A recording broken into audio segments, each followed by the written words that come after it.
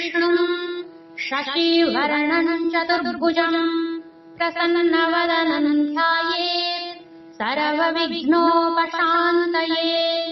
व्यासाय विष्णुरूपाय व्यासरूपाय विष्णवे नमो वै ब्रह्मनिधये वासिष्ठाय नमो नमः। पञ्चविंशाध्याय। श्रीकृष्ण उवाच नारदस्य वचः श्रुत्वा तदा प्रीतोपविब्रवीत् प्रदर्शयत्वैतात् सर्वान् इदानीम् वचनम् सदा। एथोऽन्तरे कथा शुण द्विजाग्रते कालगण कहन्ति जमदण्ड कथा पापी जनଙ୍କର ବ୍ୟବସ୍ଥା। हे विप्रशुण ଏକ ମନେ ସଂସାରେ ଛନ୍ତି ଯେଉଁ ଜନେ ଶ୍ରୀ ଗୁରୁ ଚରଣ ନ ସେବି ଜଗତ ନାଥରେ ଭାବି ଉତ୍ତମ ଜନ ଦୂର କରି ପୂଜନ ମିଳେ ଦିନ ହରି। ଗୁରୁ ନିନ୍ଦୁକ ଗୁରୁ ଦ୍ରୋହୀ ଗୁରୁ ବିଷୟେ ଗର୍ବ ବହି ଏମନ୍ତ ପାପୀ ଯେବେ ମରି ପ୍ରାଣ ପ୍ରେତ ପିଣ୍ଡେ ଭରି ତୁରିତେ ଧରି ଘେନି ଆସୁ ନାସା ଶ୍ରବଣ ବେଗେ ନାସୁ ସେ ରନ୍ଧେ ଲୌହ କିଳା ମାରି ନର୍କେ ନିବେଶୁ ବାନ୍ଧି କରି ଯାବତ ଯମ ଅଧିକାରେ ତାବତ ଥାଇ ନର୍କ ଘୋରେ ସେ ନର୍କ ନାମ କୁମ୍ଭୀପାକ ଅତି ଦୁର୍ଗନ୍ଧ ଦୁରାତ୍ମକ ଅଶେଷ ମହାପାପୀ ଜନେ କୃମି ଶରୀରେ ସେହି ସ୍ଥାନେ ଅଛନ୍ତି କୋଟି କୋଟି ହୋଇ ଶ୍ରେଷ୍ଠ ପାପୀଙ୍କ ତନୁ ଖାଇ। ଏବେ ହୋ ଶୁଣ ଦ୍ୱିଜବର ଅଗ୍ନି ନ ସେବେ ଯେଉଁ ନର କାହାକୁ ଦଶା ଅଛି ଯେତେ ସେ କଥା ଶୁଣ ଏକ ଚେତେ। ଅଗ୍ନି ଯେ ସ୍ୱୟଂ ନାରାୟଣ ସଂସାରେ ପରମ କାରଣ ଜଗତ ନିସ୍ତାରିବା ପାଇଁ ବିଜେ ଅଛନ୍ତି ମୂର୍ତ୍ତି ହୋଇ।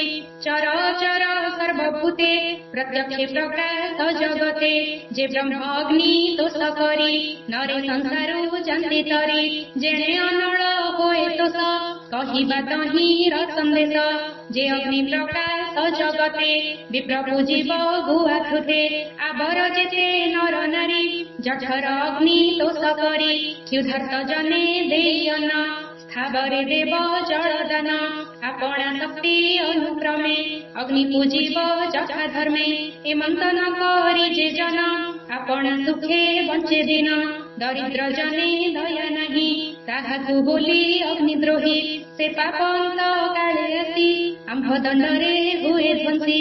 ଏ ପାପି ବେନି କର କାଟି ତପତ ଚିକଣେ ଆଉଟି ଧୂଳି ପୁରାଇ ତାର ତୁଣ୍ଡେ ପକାଉ ନେଇ ନର୍କ କୁଣ୍ଡେ ସେ ନର୍କର ରବ ନାମ ଅନଳ ତେଜ ଘୋରତମ ଅତି ଦୁର୍ଗନ୍ଧ ଧୂମମୟ ସେ ନର୍କେ ପଡ଼ି ପାପି କାୟ ତକ୍ଷଣେ ସେ ଲାଙ୍ଗୁଳ ରୂପେ ଘୋର ନରକ ଅନୁତାପେ କ୍ଷୁଧା ନଳେ ଜଳେ ପେଟ ଦାବାଗ୍ନି ଯେହ୍ନେ ତରୁ ପ୍ରୋଟ ସେହି ପ୍ରକାରେ କ୍ଷୁଧା ଦୁଃଖ କେ ଅବା ତାକୁ ଦେବ ଭିକ କିଛି ନ ପାରଇ ଖାଇ କାନ୍ଦଇ ଘୋର ନର୍କେ ଥାଇ ସଂସାରେ ଥାଇ ଯେତେ ଦଣ୍ଡ ସେତେ ବରଷ ନର୍କ କୁଣ୍ଡ ଅତି କଠୋରେ ପଡ଼ିଥାଇ ତହୁ ସ୍ଥାବର ଦେହ ପାଇ ଷଡ଼ରୁ ତୋର ତାପ ସହି ବନ ଅନଳେ ଦେହ ବହି ହେମନ୍ତ ଶତ ଜନ୍ମ ପାଇ ମନୁଷ୍ୟ ଦେହ ତେବେ ପାଇ ବିପ୍ରୟ ସ୍ୱୟଂ ବିଷ୍ଣୁମୟେ ତାରେ ଅପରାଧ କେହୁ ହୁଏ ଉତ୍ତମ ଦିବ୍ୟ ବିପ୍ର କରେ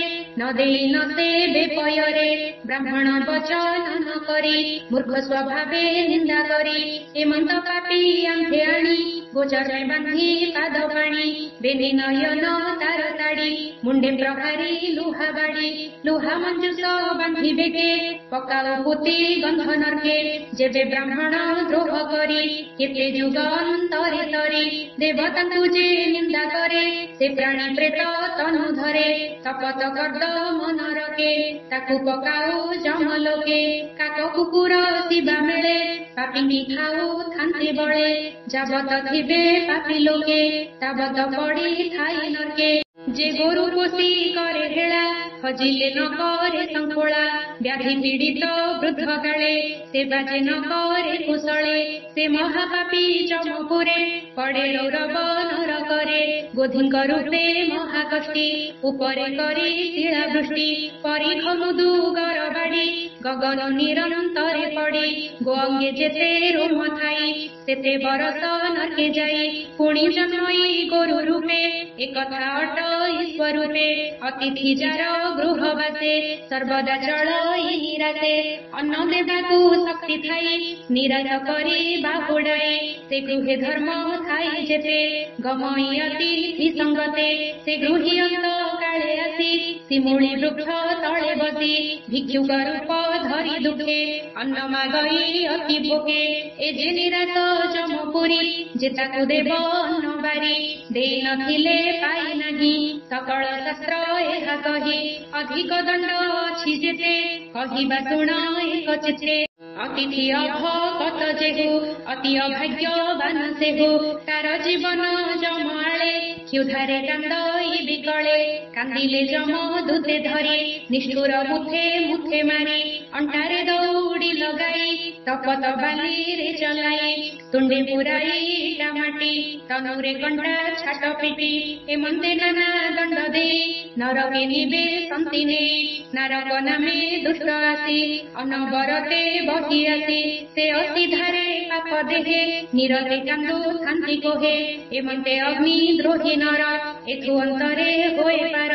ଯେ ପୁତ୍ର ପତ୍ନୀ ସେ ବି ବଞ୍ଚେ, ଧର୍ମ ନ କରି ଧନ ସଞ୍ଚେ। ସେ ଜନ୍ମ ମୃତ୍ୟୁ ମୂଳେ ଯେତେ, ତସୁ ଅଙ୍ଗାର ହୁଏ ସେତେ। ଯମ ଭୁବନେ ତାହା ଭୁଞ୍ଜି, ନିଷ୍ଠୁର ନର୍କେ ତନୁ ଗଞ୍ଜି। ସୁପୁତ୍ର ଜନ୍ମ ଯାଏ ବଂଶେ, ସେ ନର ଥାଇ ନର୍କ ବାସେ। ଯେ ଜନ ବିବେକ ପଣେ, ଭୃତ୍ୟକୁ ଦଣ୍ଡେ ଅକାରଣେ।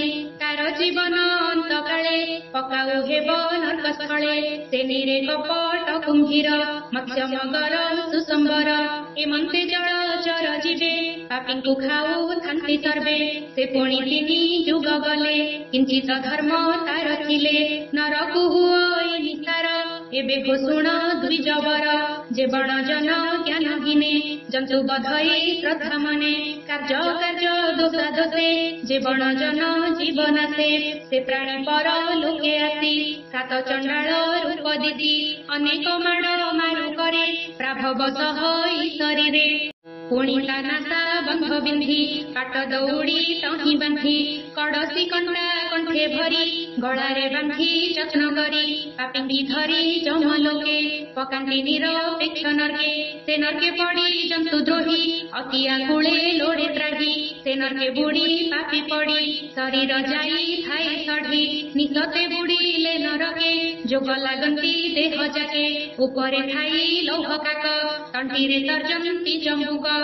ଏମନ୍ତ ଦୁଷ୍ଟ ଜୀବ ଯେତେ, ପାପିଙ୍କି ପୀଡ଼ିବା ନିମନ୍ତେ। ନରକତିରେ ତୀରେ ଥାନ୍ତି, ପାପିଙ୍କି ଦେଖି ପ୍ରଭାବନ୍ତି। କ୍ଷିତିରେ ଜନ୍ମ ଥିବା ଯାଏ, ନରକେ ପଡ଼ି ଥାଏ କାଏ। ସେ ନର ଦୟା କ୍ଷମା ବିନୁ, ସଂସାରେ ବହି ଥାନ୍ତି ତନୁ। ସେ ଦେହ ଅନ୍ତେ ଯମପୁରେ, ତାକୁ ଦଣ୍ଡନ୍ତି ଲୌହକାରେ। ଲୌହ ମଞ୍ଜୁଷ ବେଗେ ଲଦି, ମୁଣ୍ଡରେ ଲୌହ ଶୂଳ ଭେଦି। ତପତ ଲୁହା ତୁଣ୍ଡେ ଭରି, ଲୁହାର ବାଡ଼ି ଘେନି ମାରି। ଚରଣେ ଲୌହ ହାତ ଦେଇ, ଲୌହ ମଞ୍ଜୁଷା ମଧ୍ୟ ନେଇ। ତପତ ବୈତରଣୀ ଜଳେ, ସେ ପାପି ଥାଇ ଚିରକାଳେ। କିବା ସୁକୃତ କରିଥାଇ, ଯୁଗ ଅନ୍ତରେ ପାର ଯାଇ। हे विप्र शुण हेतु करी, जे बण जन करे चोरी। सुजन जन रे कपट, जे पर दारा रे लंपट।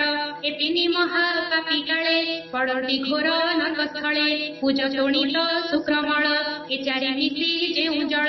तिनि हे पड़ी थांती तही, पापींकी अनुसरी रही। जे जन परे निंदा करी, ता मुखे मुरुज प्रहारी। साधु हिंसंती जेउ मुढ़े, तांकु बसाई जंदा गुढ़े। अभक्ष भक्ष इदे जन, ता बासनर कसदन। हेठ बदने पड़ी थाई, ऊर्ध्वकु करी पाद दुई। जे नीच जाति धर्म खंडी, कीटक दंडे ताकु दंडी। एही प्रकारे एक एक, पापींकी दंड परलोक। ଏହା ନ ଜାଣି ଜଳ ମୂର୍ଖ, ଆତ୍ମାକୁ ଦେଉ ଥାନ୍ତି ଦୁଃଖ। ଦୂତଙ୍କ ମୁଖୁ ଏହା ଶୁଣି, ବିପ୍ର ଚିନ୍ତଇ ଚକ୍ରପାଣି। ପୁଣି ପୁଛଇ ବିପ୍ରବର, हे धर्मदूते कृपा कर माया संसारे देह बही एडे अज्ञान बा काहि जेते कहिल पाप रीति के रही बनी बर्ती एथकु प्रतिकार कित कहिबा ज्ञान उपदेश विप्रवचने जमदूते बोलती शुण एक चित्ते आम्भे कहिलु जेते कथा पापी लोकंक कर्म कथा अज्ञाने करी महापाप शरीरे बहु अछि साप जे बणजन एहा शुणी आत्मा रहित परिमाणी कार्तिक कृत्य महाव्रत शरण जीवा रमाकांत तार सकल पाप ध्वंसी अचिंता पुरे जाई बसी ए ध्रुव वाक्य निराकार आपणा ठारू हेतु कर तु जेबे कार्तिक मासरे थांतु साधु संगतरे तोर सुगति नाही काळे नरके थांतु एते बेळे एबे निस्तरी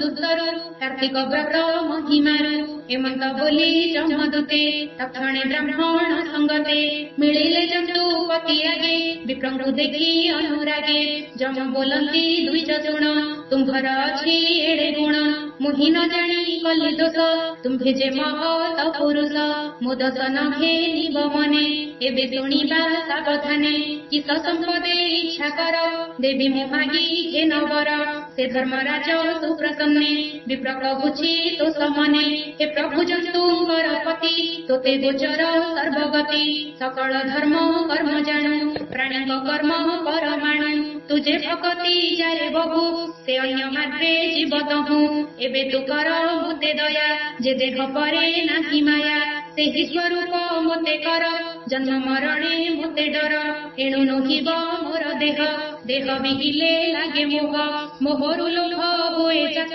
लोभ अशेष पापग्रस्त पाप सकाशु जन्म मृत्यु केहि न जाने कि हेतु मो एहानुभव जानी तुम्भंकु कहु अछि पुणी जात नोहिब जोनि द्वारे रहिब पर उपकारे एमंत आज्ञा दियो मोते जेबे सुदया कर चित्ते विप्रवचने जंतुपति बोलोई देबा एहि गति एबे तु यक्ष लोक रह सहस्र जुग भोग पा अपूर्व दिव्य रूप धरी बिळसी धन पति सिरी तदनंतरे मध्यपुरे आसिबु जन उपकारे नदी स्वरूपे मध्यस्थळे रहिबु सुशीतल जळे सरजु नामे पुण्य तीर्थे स्नाने प्राणीक मनोरथे होइब सर्व कार्य सिद्धि पुणी तो तीरे दयानिधि अयोध्या नामे पुण्य क्षेत्र श्रीराम नामे हे बख्यात जात होइबे नर हरि एके चतुर्धा रूप धरी लक्ष्मी जे सीता नाम बही तोर निकटे थिबे रही तो जल स्नान पान करी आनंदे लक्ष्मी नर हरि तोते मुक्ति गति देबे समय सुख भुंजएबे एमंते जंतु पतिवाणी पुष्प विमाने सेहि क्षणी विप्रगमिला चक्षपुरे गंधर्व गण संगतरे अलकापुरे हेला जाई रहिला दिव्य भोग पाई शुण गो देवी सत्यभामा एमंत कार्तिक महिमा नयने देखी धनेश्वर अशेष दुख हेला पार जे जन ए व्रते विश्वास ताभृत्य महादेव दास इति श्री पद्मपुराणे उत्तरखण्डे कार्तिक महात्म्ये धनेश्वर विप्र मोक्षणे नाम 25 अध्यायः।